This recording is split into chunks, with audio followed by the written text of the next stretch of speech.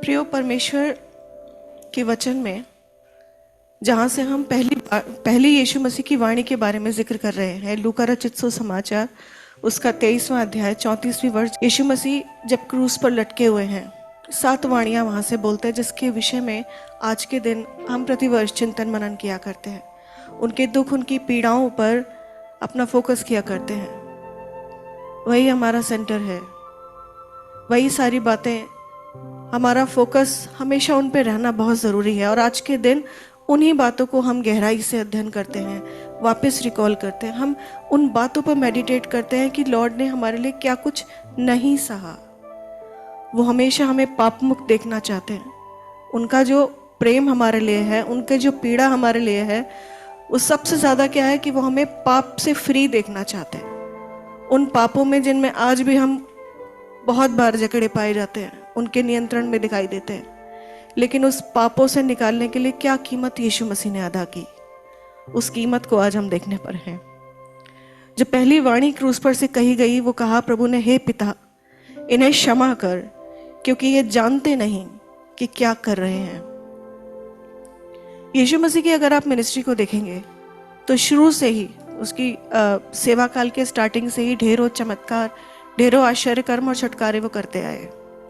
उनके पास आने वाले लोग, वो बीमार भी हुए, वो कई बार लकवे से पीड़ित भी हुए, वो अपंग भी हुए, और बहुत सारी बार पजस लोग भी उनके पास आए, दुष्ट आत्मा से ग्रसित लोग भी उनके पास आए। और अगर आप ज़्यादातर केसेस पे ध्यान करेंगे, ज़्यादातर लोगों पर देखेंगे, तो जब वो यीशु मसीह के पास आए, मोस्ट ऑफ द टाइम उन्होंने कहा, जा तेरे पाप क्षमा हुए। मोस्ट ऑफ द टाइम उन्होंने इस बात को कहकर हीलिंग्स दी, जा तेरे पाप क्षमा हुए। और यीशु के शब्द कि तेरे पाप क्षमा हुए, चाहे वो बीमार थे, चाहे वो पजेस थे, चाहे वो अपंग थे, उनकी हर एक परिस्थिति को हील करने के लिए सफिशिएंट थे, पर्याप्त रहे। क्या दिखाती है ये बात? उन्होंने बोला तेरे पाप क्षमा हुए और हो गए। हाथ के हाथ रिजल्ट दिखाई देने लगा। न केवल उन्होंने इन शब्दों को कहा, बल्कि वो पूरे होते दिखाई दिए। अगर कुछ बातों को हम वचन से दूसरी जगहों से भी देखेंगे तो मत्ती रचित सुसमाचार उसका पहला अध्याय और 21वें उसकी वर्ष में लिखा हुआ है। यहाँ बात हो रही है उनके सांसारिक पिता से, और बात कर रहा है स्वर्गदूत जिब्राइल, यूसुफ से बात कर रहा है। क्या वह कह रहा है? वह पुत्र जनेगी। मरियम के विषय बात कर रहा है यूसुफ से, वह पुत्र जनेगी और तू उसका नाम यीशु रखना, क्योंकि वह अपने लोगों का उनके पापों से उद्धार करेगा। ये भविष्यवाणी पहले ही उसके जन्म से पहले कर दी गई थी, क्योंकि वो अपने लोगों का पापों से उद्धार करेगा। वही वो करता रहा, पापों से उद्धार अपनी सेवा काल में, और यहाँ क्रूस पर भी कर रहा है। आगे भी देखें, अगर मत्ती रचित सुसमाचार उसके 9 चैप्टर की 6 वर्ष में, वहाँ इस प्रकार लिखा हुआ है, परंतु इसलिए कि तुम जान लो कि मनुष्य के पुत्र को पृथ्वी पर पाप क्षमा करने का अधिकार है। ये बात यीशु मसीह किससे कह रहे हैं? फरीसियों से कह रहे हैं। क्या कह रहे हैं? परंतु इसलिए कि तुम जान लो कि मनुष्य के पुत्र को पृथ्वी पर पाप क्षमा करने का अधिकार है। लकवे के रोगी को बोला था उन्होंने, जब तेरे पाप क्षमा हुए। और लोग जब आपस में फुसफुसाहट करने लगे तो उनके डाउट को क्लियर कर रहे हैं लॉर्ड। ये ऐसा इसलिए बोला कि तुम जान लो कि मनुष्य के पुत्र को पृथ्वी पर पाप क्षमा करने का अधिकार है। क्षमा करने का स्वभाव, क्षमा करने का अधिकार लॉर्ड दिखाते चले आए। आरंभ से ही, अपनी मिनिस्ट्री के आरंभ से ही उन्होंने उस स्वभाव को भी दिखाया, नेचर को और अथॉरिटी को दिखाया कि दोनों चीजें उनके पास थीं। और यहाँ पर भी क्रूस पर प्रदर्शित कर रहे हैं। न केवल अपने स्वभाव को, अपनी अथॉरिटी को दर्शाया, बल्कि लोगों को सिखाया, बल्कि चेलों को सिखाया। जो भीड़ उनके पास आती थी, जिन्हें वो शिक्षाएं देते थे, केवल अपने जीवन से ही क्षमा नहीं दिया, उनको भी कहा कि तुम भी क्षमा करो। एक वर्ष इससे रिलेटेड भी मैं आपके सामने पढ़ना चाहूंगी। मत्ती रचित सुसमाचार उसका 6 अध्याय 14वें वर्ष में लिखा है। मत्ती रचित सुसमाचार उसका 6 अध्याय 14 और 15 लिखा है, इसलिए यदि तुम मनुष्य के अपराध क्षमा करोगे तो तुम्हारा स्वर्गीय पिता भी तुम्हें क्षमा करेगा, और यदि तुम मनुष्यों के अपराध क्षमा ना करोगे तो तुम्हारा पिता भी तुम्हारे अपराध क्षमा ना करेगा। और भी बहुत सारी वर्सेस हम बाइबल में देख सकते हैं इससे रिलेटेड कि यीशु मसीह ने किन किन कंडीशंस में और किन किन शब्दों में लोगों को क्षमा करने के लिए सिखाया। अब अगर हम बात करें तो उसके मिनिस्ट्री के, उसके सेवा काल के समय में वो समय था जब लोग उसके पास आया करते थे अपनी बीमारियों से छूटने के लिए, क्षमा पाने के लिए, चंगाइयाँ पाने के लिए आया करते थे, क्षमा मांगा करते थे और लॉर्ड तरस करते थे, उनको क्षमा करते थे। ठीक है ना, दोनों कंडीशन में थोड़ा डिफरेंस है क्या? एक जगह पापी आ रहा है, माफी मांग रहा है, क्षमा मांग रहा है, बीमारियों से चंगाई पा रहा है, चाहे वो 12 वर्ष से लहू बहने वाली स्त्री हो या व्यभिचार में पकड़ी गई स्त्री हो या और दूसरे लोग हों, वो उसके पास आए, चाहे वो उसके वस्त्र को छूने के लिए आए, उसके शब्द को सुनने के लिए आए, उसके हाथ को अपने सर पर रखवाने के लिए आए, कुछ भी आए, वो उसके पास माफिया मांगी, गिड़गिड़ाए और लॉर्ड ने तरस खाया और क्षमा किया। लेकिन आज जिस स्थिति पर हम नजर कर रहे हैं वो डिफरेंट है। यहाँ क्रूस पे टंगा हुआ है यीशु, बहुत सारी पीड़ाओं में है, माफी मांगी नहीं जा रही है उससे, कोई आया नहीं है उसके पास माफी मांगने, लेकिन वो माफ कर रहा है। वो लोग मार रहे हैं, वो लोग उसे सता रहे हैं और वो माफ कर रहा है। ये एक ऐसी माफी है जो अतुलनीय है, जिसका कोई कंपैरिजन नहीं है। और जब तक हम उस परिस्थिति में जिसमें वो इस समय लटका हुआ है क्रूस पर, उस पर नजर नहीं डालेंगे तो इस माफी का, इन शब्दों का जो डेप्थ है, जो गहराई है, उसको हम समझ ही नहीं सकते।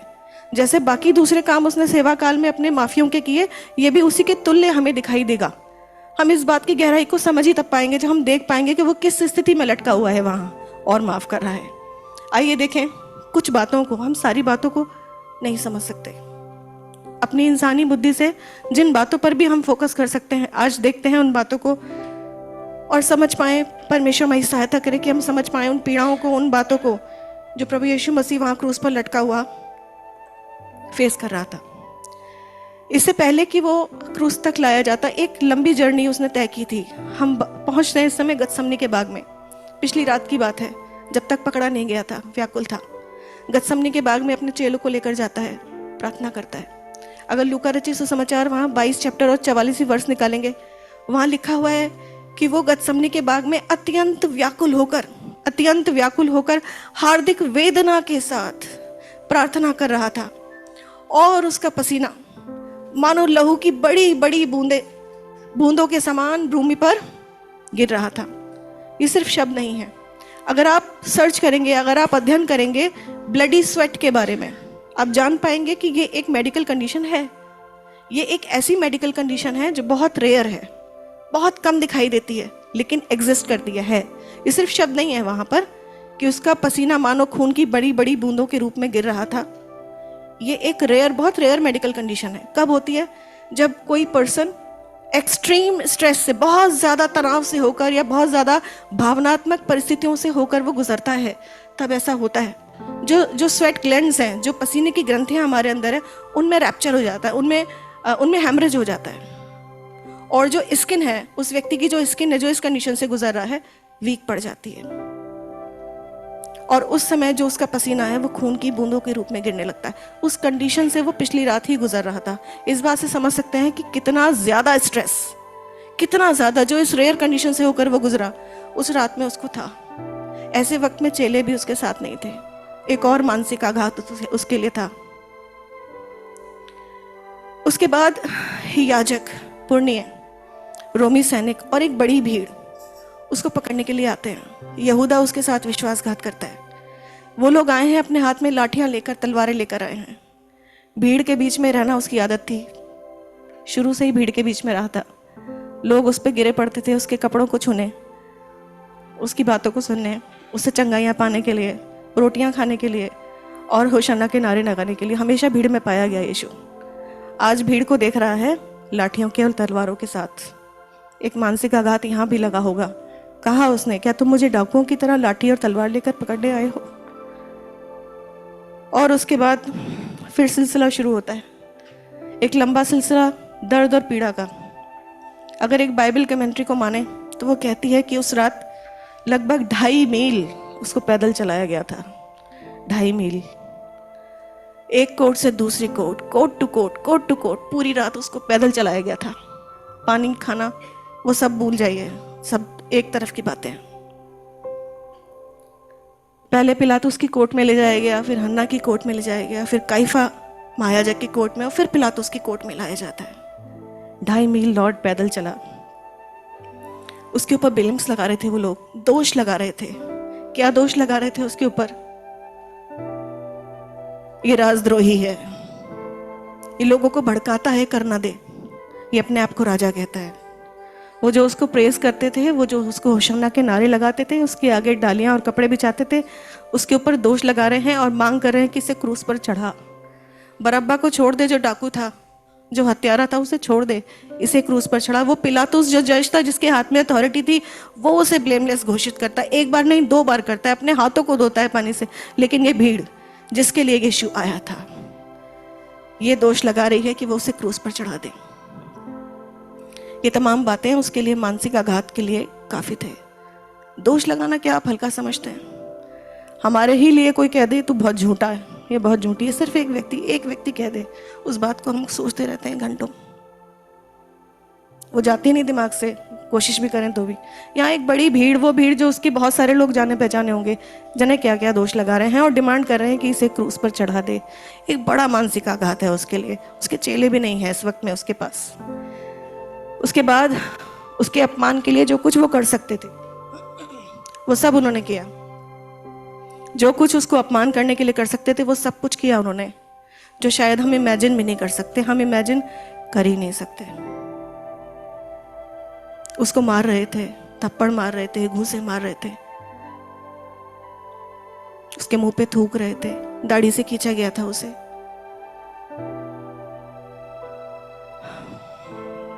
उसके कपड़े उतार रहे थे, उन पे चिट्ठियां बांट रहे थे। और इन सब को वो देख रहा था, वो झेल रहा था। न सिर्फ देख रहा था, बल्कि झेल रहा था।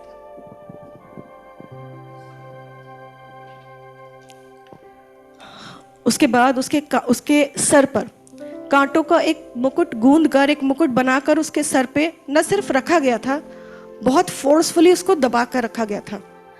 इस तरह दबाकर कि वो जो कांटे थे वो उसके सिर के मांस में बैठ गए होंगे, वहां से ब्लीडिंग होना स्टार्ट हुआ होगा। एक सरकंडा लेकर उसके सर पर, उस सरकंडे से लगातार वो मार रहे थे। और उसके बाद फिर महायाजक ने उसे 39 कोड़े लगाने की आज्ञा दी। 39 कोड़े, ये एक रोमियो की प्रथा थी। जिस भी व्यक्ति को क्रूसिफिकेशन की सजा दी जाती थी, उससे पहले उसे कोड़े लगवाए जाते थे, और शायद ये 39 कोड़े ही हर बार लगवाए जाते थे। क्यों थी ये प्रथा? ये कोड़े आम नहीं थे, ये कोड़े आम नहीं थे। इन कोड़ों में ऊपर से पकड़ने के लिए जो हैंडल था वो एक था, लेकिन उसके बाद उसमें लेदर के, चमड़े के बहुत सारे स्ट्रैंड्स थे, बहुत सारे धागे, या कह सकते हैं हाँ धागे, रोप्स थे, जिनके अंत के किनारों पर या तो हड्डी का एक पैना टुकड़ा और या एक धातु का टुकड़ा लगा होता था। और वो इस प्रकार से दोषी की कमर पे फोर्सफुली मारा जाता था कि उसके शरीर में से 9 जगहों से मांस खिंच के आता था। एक कोड़े में 9 जगहों से मांस खिंच के आता था। 39 कोड़े मारे गए थे उसे। ये कोड़े लगाए ही इसलिए जाते थे कि जो विक्टिम है, जो दोषी है, वो कमजोर पड़ जाए और उसकी डेथ जल्दी हो जाए। वो कोड़े लॉर्ड को लगाए गए। शरीर का कोई हिस्सा ऐसा नहीं था जहां जख्म नहीं थे, जहां से मांस खिंचा नहीं था, जहां से ब्लड लॉस हुआ नहीं था।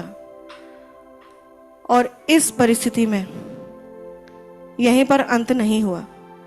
इसके बाद उसकी क्रूस की लकड़ी उसके ऊपर लादी गई और उसको उस गुलगुता की पहाड़ी पर, उस खोपड़ी नामक स्थान पर, उस लकड़ी को अपने ऊपर उठा के इस परिस्थिति में लेकर जाना था जब शायद ब्लड उसके अंदर बचा नहीं होगा।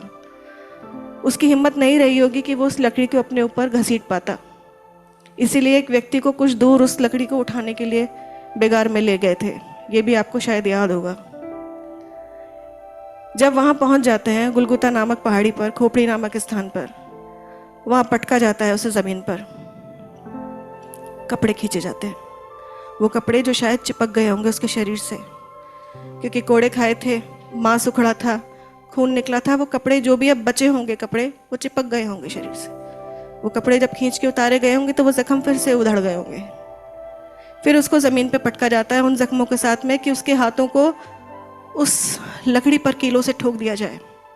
वो कमर जो जख्मी थी, जो हल जैसी लगती थी कि जिसपे हल चला हो, जैसे यशायाह भविष्यवक्ता की पुस्तक में लिखा है कि उसकी कमर ऐसी हो गई थी कि मानो उस पर हल चलाया गया हो।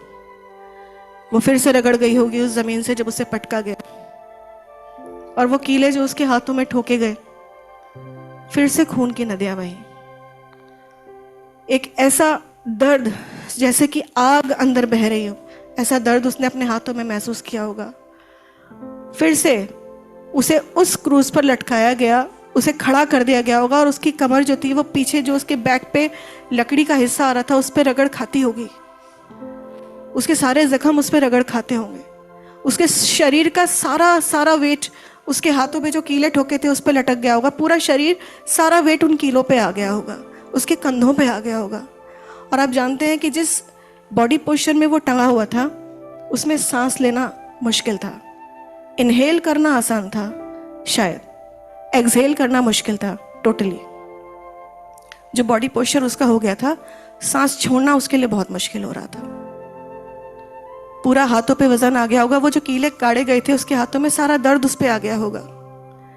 अपने बॉडी को रेस्ट देने के लिए, अपने हाथों को रेस्ट देने के लिए जब पैर पे फोर्स करता होगा, जब कोहनी को ऊपर उठाता होगा तो कमर फिर चलती होगी पीछे। उसका एक एक सांस लेना बहुत पीड़ादायक था। इन सारी मानसिक, इन सारी आत्मिक, इन सारी भावनात्मक और शारीरिक पीड़ाओं से होकर यीशु क्रूस पर है। जब वो ये कह पा रहा है कि हे पिता इन्हें क्षमा कर, क्योंकि ये जानते नहीं कि क्या करते। किनके लिए कह रहा है?